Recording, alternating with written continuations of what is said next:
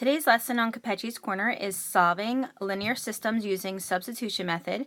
This is the second day of this topic, and today we're going to concentrate on word problems.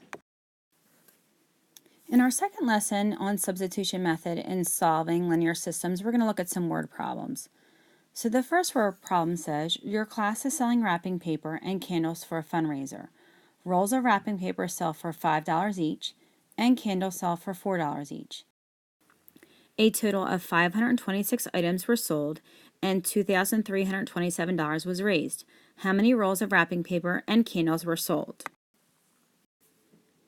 In word problems, it gets a little overwhelming when you're looking at that paragraph because there's a lot of things going on there. So what I like to do is I like to make a list. I like to say, what do I know? And I make a list of all the important information and I list it vertically just so it's easier for me to reference. So I'll let X equal the number of wrapping paper rolls and Y equal the number of candles. I know that wrapping paper costs $5 and candles cost $4. I know that 526 items were sold and $2,327 was raised. So I pulled out all the important information from my given scenario. Now the other important piece is what is exactly am I being asked to find? So this question is how many of each were sold? I have two different ideas going on. One is talking about money and one is talking about quantity. So I'm actually going to set my equations up according to those ideas. So first I'm going to talk about my quantity equation. And I know X is the number of wrapping paper rolls. And if I add that to Y, which is the number of candles, I know that the total sold was 526 items. So all of those things are talking about how many. My other equation is my money equation.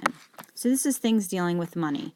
Now I know X is the number of wrapping paper rolls, and I know wrapping paper rolls cost $5. That's going to be 5X. I know if I add that to $4 per candle, so there's $4, and again Y is the number of candles, and I know my total amount raised was $2,327, so there's my money equation. Now I'm going to solve this just like I have in the past with other substitution problems, but my numbers just are a little bit bigger because it's a word problem. So I need to isolate X or Y in either equation. In my quantity equation, I could use either X or Y, it doesn't matter. In this case, I'll solve for X. So I'm going to subtract Y from either side, and I have X is equal to negative Y plus 526. That's my revised equation. So now what I'm going to do is I'm going to look at my other equation, and everywhere I see X, I'm going to substitute in the expression negative Y plus 526. So I have 5 times negative Y plus 526 plus 4Y is equal to $2,327. That gives me negative 5Y plus, now if I multiply that out, I get 2,630 plus 4Y is equal to 2,327. Again, there's my wall. Combine my like terms, so I have negative Y plus 2,630 is equal to 2,327. Subtract to isolate my Y, my variable, and I have negative Y is equal to negative 303. Divide both sides by negative 1, and I have Y is equal to 303. Now remember, Y, if I go back, Y is the number of candles, so that looks like I sold 303 candles. So now I need to go back to my revised equation so I can find how many wrapping paper rolls that I sold. So X is equal to negative, and there's my Y, which is 303, plus 526. So X is equal to 223. So this is a word problem, and again, the question is how many rolls of wrapping paper and candles were sold, so I need to answer it in such a way. Now, one thing you need to look out for in this type of problem is I know that I can't sell partial candles or partial wrapping paper, so I can't have decimals. I know I can't sell a negative number of either of these items, so if I got a negative number as my answer, that would be a little bit of a red flag that I did something wrong. So if I go back to my question, I can say 223 rolls of wrapping paper